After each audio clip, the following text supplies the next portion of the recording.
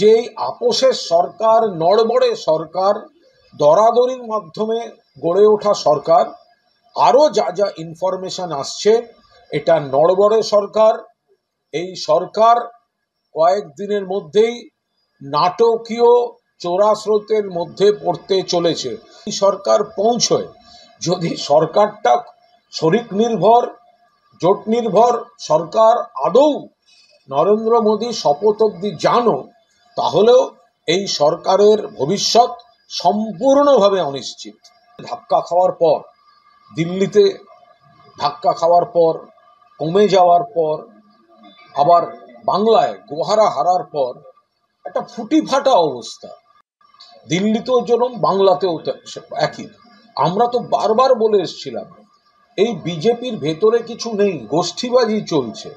আদি বিজেপি বনাম তৎকাল বিজেপি, একটা অংশ গিয়ে পার্টিটাকে হাইজ্যাক করে নিয়েছে। মানুষের সঙ্গে যোগাযোগ নেই, বাংলার কোনো উপকারে আসে না, শুধুমাত্র মিডিয়া, সোশ্যাল মিডিয়ায় ভেসে থেকে এদের রাজনীতি, কুৎসার রাজনীতি, প্রতিহিংসার রাজনীতি, এজেন্সির রাজনীতি। তো ফলে মানুষ হারিয়ে দিয়েছেন। এখন দিলীপ ঘোষ এই কথা বলছেন। দেখুন, দিলীপ ঘোষ আমাদের বিরুদ্ধ দলে, বিজেপিতে, ওনার আমরা বিরোধী এবং এটা একটা আদর্শগত লড়াই, আইডিওলজিক্যাল ব্যাটল। কিন্তু দিলীপ ঘোষ যে কথাটা বলছেন তার মধ্যে তো কোনো ভুল নেই। তার কারণ তাকে গোষ্ঠীদ্বন্দ্বের শিকার করা হয়েছে। একজন সাংসদ 5 বছর একটা কেন্দ্রে থাকলেন, তারপরে গোষ্ঠীদ্বন্দ্বের কারণে তার প্রবল অনিচ্ছায় তাকে সরিয়ে আর একটা জায়গায় পাঠিয়ে দেওয়া হলো। সেই জায়গাটাতে তিনি হারলেন, তার পুরনো জায়গাও হেরে গেল। এতে তৃণমূলের আমরা খুবই আনন্দিত। তো বিজেপির মধ্যে এখন এই কাদা ছুড়ি হবে তো স্বাভাবিক। একের পর এক বিজেপি নেতারা আমরা দেখতে পাচ্ছি তারা এখন সব বলছেন। তো এই বিলম্বিত বোধোদয় কেন? আগে যখন আমরা বলছিলাম বিজেপির ভেতরটা ফুটি ফাটা, আমরা যখন বলছিলাম গোষ্ঠীবাজি চলছে, ওই বিজেপিকে মানুষ ভোট দিতে পারেন না, ওই বিজেপি গোষ্ঠীদ্বন্দ্বে দীর্ণ কয়েকটা টুকরো, তো তখন তো ওনারা আমাদের সমালোচনা করতেন। তো এখন সব বিজেপির যা যা সব ভেতর থেকে এক একজনের বক্তব্য শোনা যাচ্ছে, তাতে প্রমাণিত হচ্ছে যে রাজ্য বিজেপি ওটা সাইনবোর্ডও নয়, ওটা ভিজিটিং কার্ডে পরিণত হয়েছে। যত দিন যাবে আরো খারাপ হবে। ওটা সাইনবোর্ড নয়, আরো ছোট, ওটা ভিজিটিং কার্ড হয়ে গেছে। ফলে এই গোষ্ঠীদ্বন্দ্ব বিজেপির এটা অনিবার্য পরিণতি ছিল, ব্যর্থতা অনিবার্য ছিল। আর ব্যর্থতা হলেই কাদা ছোঁড়াছুড়িটা শুরু হবে, এই গোষ্ঠীবাজি নগ্নভাবে প্রকাশ্যে চলে আসবে। এ তো স্বাভাবিক ছিল। তৃণমূল তো এটা গোড়ার থেকে প্রকাশ্যে বলে এসেছে। এনডিএর বৈঠকে মোদী বলছেন যে শরিকদের সম্মতির ভিত্তিতেই সরকার চলবে এবং সংখ্যাগরিষ্ঠতা নয়, সবার সম্মতিতেই সরকারটা চলবে। দেখুন, নরেন্দ্র মোদীর আজকের দিনের বৈশিষ্ট্য হচ্ছে, যে ব্যক্তি গত কবছর ধরে আত্মনির্ভরতার জ্ঞান দিয়ে এলেন, তাকে একটি পরনির্ভর সরকার তৈরি করতে হচ্ছে। আত্মনির্ভর জ্ঞান এত দিয়েছেন যে তাকেই একটা পরনির্ভর, শরিক নির্ভর সরকার তৈরি করতে হচ্ছে। এবং আমরা রাজধানীর অলিন্দ থেকে যা স্পন্দন পাচ্ছি, তাতে নরেন্দ্র মোদী যদি বা শপথ গ্রহণ করে সরকার গঠন করেন, এই সরকার কোনো অবস্থায় স্থায়ী সরকার হবে না। সম্পূর্ণভাবে কয়েকজনকে কিছু তাদের দাবি, কিছু দরাদরি, কোনোভাবে ফাঁক ভরাটের চেষ্টা করে একটা নড়বড়ে সরকার তৈরি করার চেষ্টা করছেন নরেন্দ্র মোদী। এই সরকার স্থায়ী হবে না। এই সরকার অদূর ভবিষ্যতেই চরম নাটকীয় চোরাস্রোতের মধ্যে পড়বে। এই সরকারের ভবিষ্যৎ অনিশ্চিত। রবিবার শপথ নিতে যাচ্ছেন প্রধানমন্ত্রী, কিন্তু তার আগে মন্ত্রিত্ব নিয়ে দড়ি টানাটানি চলছে। 6টা দপ্তর চাইছে চন্দ্রবাবু নাইডু, তাকে 4টে দেওয়া হবে বলে যেটা সূত্রমার বললেন। দেখুন, এটা সম্পূর্ণ তাদের ব্যাপার, এখানে আমরা কোনো মন্তব্য করাটা কোনো সমীচীন নয়। কিন্তু এই যে আমরা আবার বলছি যে 400 পাবে এনডিএ, হলো না। বিজেপি একাই গরিষ্ঠতা পাবে, হলো না। মানুষ বিজেপিকে হারিয়ে দিয়েছেন। আমি আবার বলছি, আত্মনির্ভর আত্মনির্ভর আত্মনির্ভর এই কথাটা নরেন্দ্র মোদী বলতে বলতে আজকে তিনি পরনির্ভর হয়ে গেছেন।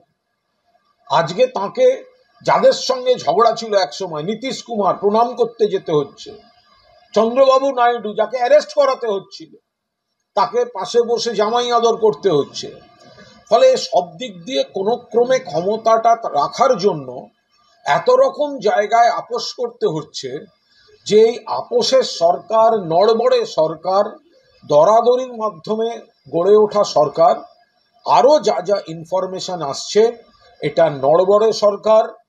এই সরকার কয়েকদিনের মধ্যেই নাটকীয় চোরাস্রোতের মধ্যে পড়তে চলেছে। এই সরকার পৌঁছয়, যদি সরকারটা শরিক নির্ভর, জোট নির্ভর সরকার আদৌ নরেন্দ্র মোদী শপথ অবধি জানো, তাহলেও এই সরকারের ভবিষ্যৎ সম্পূর্ণভাবে অনিশ্চিত।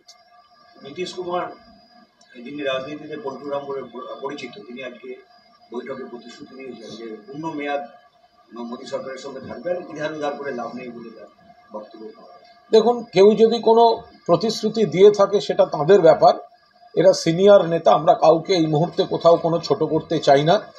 কিন্তু অতীতেও যতবারই প্রতিশ্রুতি দিয়েছেন, সেই প্রতিশ্রুতি মাঝপথে অসম্পূর্ণই থেকে গিয়েছে।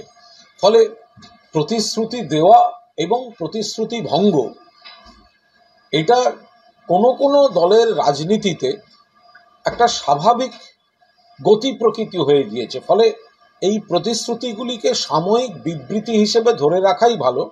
এই প্রতিশ্রুতির উপর দাঁড়িয়ে দীর্ঘমেয়াদী কোনো রাজনৈতিক সমীকরণ ভাবার কোনো কারণ নেই। প্রধানমন্ত্রী আজকে বৈঠকে এটাও ইঙ্গিত করেছেন 2029 অব্দি তিনি থাকবেন, কিন্তু তার বয়স তো সামনের বছর 75। দেখুন, ভারতীয় জনতা পার্টির ক্ষেত্রে এক এক রকম নিয়ম শুনি। কখনো লালকৃষ্ণ আদবানিজি, মুরলী মনোহর যোশীজির জন্য তখন মার্ক দর্শন মণ্ডলীতে পাঠিয়ে দেয়া হয়। আবার নরেন্দ্র মোদী যা হিসাব দিচ্ছেন যে তিনি অনেক দিন এসব থাকবেন এসব দিচ্ছেন। অ্যাকচুয়ালি উনিও জানেন একটা অনিশ্চিত সরকার ধরছেন।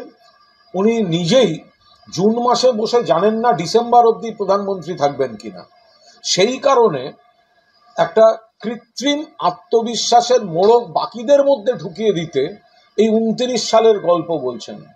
জুন মাসে বসে ডিসেম্বরের গ্যারান্টি উনি দিতে পারবেন না যে ডিসেম্বরে উনি প্রধানমন্ত্রী থাকবেন কিনা, এই সরকার থাকবে কিনা।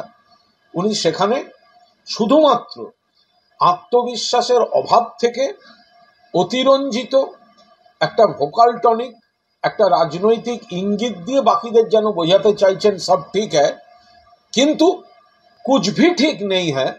এটাই হচ্ছে এই সরকারের অন্দরমহলের খবর।